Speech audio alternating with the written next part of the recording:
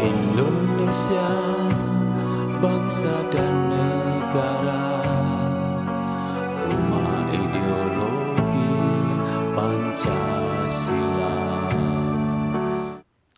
Bismillahirrahmanirrahim. Pemirsa tercinta yang dirahmati Allah, Tuhan Yang Maha Esa, bersua kembali di kanal Hikmatologi. Monolog sederhana mengajak diri kita masing-masing berpikir, kian melembut, cerdas, dewasakan hati nurani, berdasar kitab suci, agama, kepercayaan yang kita yakini. Tentu saja upaya serius terus-menerus menerapkan nilai luhur Pancasila niscaya dalam kehidupan sehari-hari. Pemirsa, marilah kita berupaya optimal. Jadi kalau optimal itu tidak ada kesudahannya, beda dengan maksimal. Contohnya itu di speedometer kendaraan ada batas kecepatan maksimal. Tetapi proses berbangsa dan bernegara tidak ada batas maksimal. Karena itu apa yang diperoleh hari ini adalah upaya optimal hari ini. Mulai dari upaya optimal pribadi, keluarga, masyarakat, hingga bangsa negara. Pemirsa, pengalaman kenegaraan 70 tahun lebih tentu bukan pengalaman yang pendek, namun sebenarnya tetap pendek. Mengapa?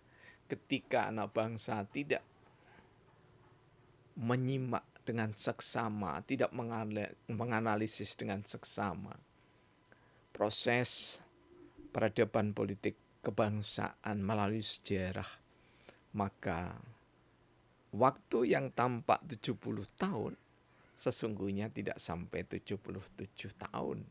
Namun boleh jadi mereka yang sekarang sedang berada di pucuk pimpinan di tingkat manapun, boleh jadi malahan belum pernah pengalaman secara politik, secara bijak, secara adil, secara jujur sebelumnya. Namun betapapun kita harus berterima kasih pada saudara-saudara kita yang hari ini memimpin mulai dari ketua RT, ketua RW, lurah dan seterusnya sampai dengan presiden. Kita berterima kasih karena apa? Karena mereka sudah berupaya berbuat terlepas kurang lebihnya. Namun kali ini marilah kita membaca demokrasi yang pernah kami beri tema demokrasi mati tumbuh hikmatokrasi. Ini sebetulnya bukan isapan jempol karena hikmatokrasi itu secara esensial justru kami temukan di seluruh peradaban anak bangsa di dunia ini. Karena siapapun yang berhikmat kepada Tuhan, maka dia akan ada dalam satu titik temu kesamaan. Kali ini data hikmatokrasi tak berkoalisi ke 16.010, sabdana yang ketiga. Hikmatokrasi tak berkoalisi bagian ketiga. Jadi bagi saudara-saudara kami yang baru berkunjung menyimak di kanal Hikmatologi, sabdana sekali lagi itu adalah karya sastra berdasarkan data empirik, data real maupun data dokumentasi yang sudah diberikan, yang kami berikan sentuhan keabsahan secara metodologi. Hikmatokrasi tak berkoalisi ketiga. Melalaikan nabi, rasul, leluhur, pejuang sebangsa kita. Tak harus memaki, dinista, dimusuhi apalagi diusirnya. Melalaikan bangsa saudara kita yang salah langkahnya.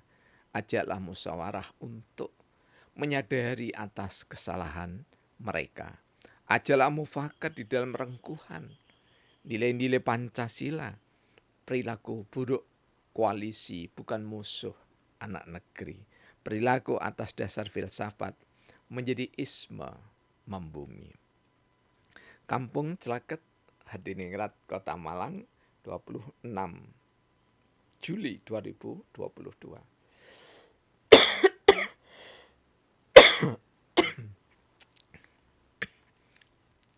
Mohon maaf ya, batuknya ini juga bukan karena virus ataupun udara, tapi tadi nyicipi ya, istri tercinta makan kue atau gorengan ya yang membuat tersedak ini, lupa minum ini.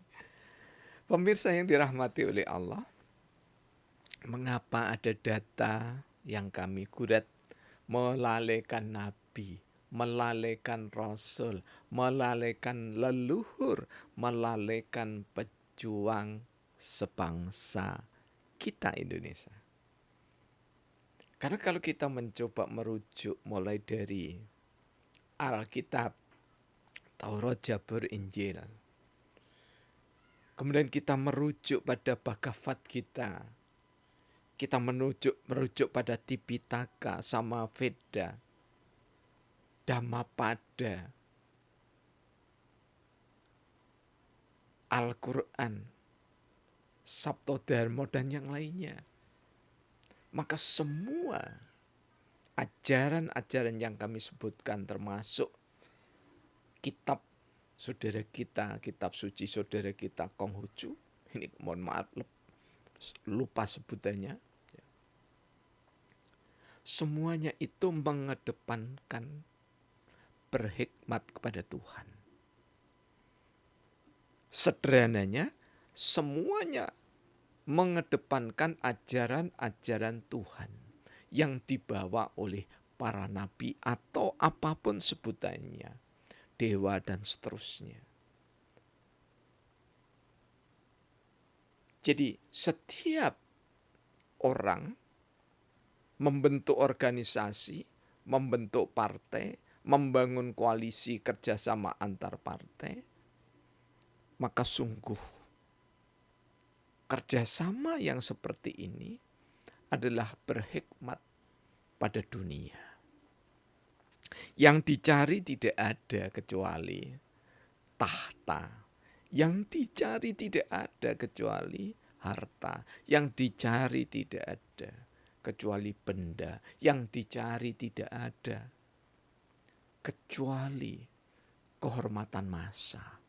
Inilah yang kami katakan melalaikan sabda Nabi Rasul, mutiara hikmat leluhur, serta perjuangan atau nilai-nilai luhur kejuangan dari pendiri bangsa ini. Karena bangsa ini dibangun bukan atas dasar survei. Bangsa ini dibangun bukan atas dasar voting. Bangsa ini dibangun, didirikan bukan atas dasar partai politik. Sama sekali tidak. Sangat indah pembukaannya atas berkat rahmat Allah, Tuhan yang Maha Esa. Merdeka itu berkat rahmat. Dari sinilah maka orang-orang yang sekarang sibuk membangun koalisi tak harus dimaki. Mereka yang sibuk tidak perlu dinista, apalagi membangun koalisi kemudian dimusuhi dan diusirnya tidak. Tetapi mereka yang lalai pada ajaran-ajaran luhur, nilai-nilai yang tertinggi yang sudah terkristalisasi, dikristalisasi oleh pendiri bangsa ini dengan Pancasila, maka kita ajak mereka untuk mengingat kembali. Mereka melalaikan bangsa saudara kita yang salah langkah. Mereka Jadi salah langkah harus diajak musyawarah untuk menyadari atas kesalahan mereka. Salah langkah harus diajak untuk bermufakat, direngkuh dengan nilai-nilai Pancasila. Karena perilaku buruk koalisi bukan musuh anak negeri. Perilaku atas dasar filsafat menjadi isme yang membumi. Jadi sejak abad 14 baru ada namanya partai.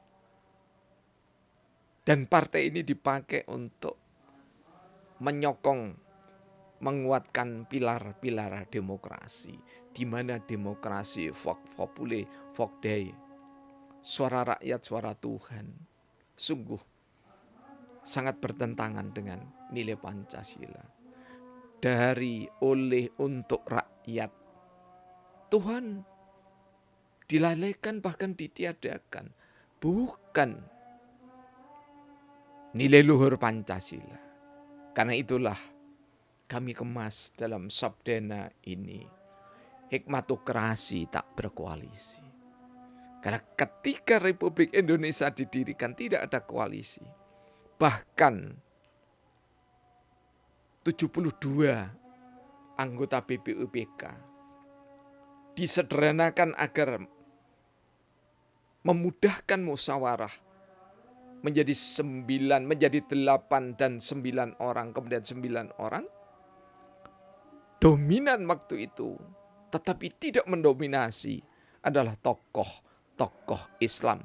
Apakah Islam yang lebih kuat di keislamannya atau Islam yang lebih kuat di kebangsaannya? Tapi 8 tokoh itu bagi panitia 9, 7 tokoh itu bagi panitia 8. Semuanya yang 7 menjadi 8, 7-nya orang tokoh Islam. Dan yang panitia 9, 8 tokoh adalah orang Islam. Tetapi tokoh-tokoh Islam tidak merepresentasikan persentase jumlah penduduk. Namun merepresentasikan hati nurani yang dibimbing oleh hikmat kepada Tuhan yang Maha Esa. Karena itu ke depan, mudah-mudahan setelah pemerintahan sekarang ini menyadari bahwa sistem multipartai itu sungguh tidak saja buruk, tapi sangat buruk, teramat sangat buruk. Pengalaman Orde Lama tercapik-capik dengan partai politik, dan sekarang terulang kembali sejak 1998-99. Partai-partai politik tumbuh bagaikan cendawan di musim hujan. Kemudian rakyat tercapik-capik karena diperebutkan untuk mendukung partai-partai yang berhikmat kepada dunia, pada harta benda tahta. Karena itulah, saudara-saudaraku sebangsa dan setanah air, marilah meskipun kesannya terlambat untuk berhikmat kepada Tuhan yang Maha Esa melalui sendi luhur Pancasila, maka dalam menempuh kebajikan tidak ada yang terlambat. Dan terplesetnya anak manusia, anak bangsa, tidak ada yang nista ketika secepatnya menyadari, bertobat kepada Allah Tuhan yang Maha Esa, Sang Yang Widiwasa, Gusti Kang Murbeng Gesang.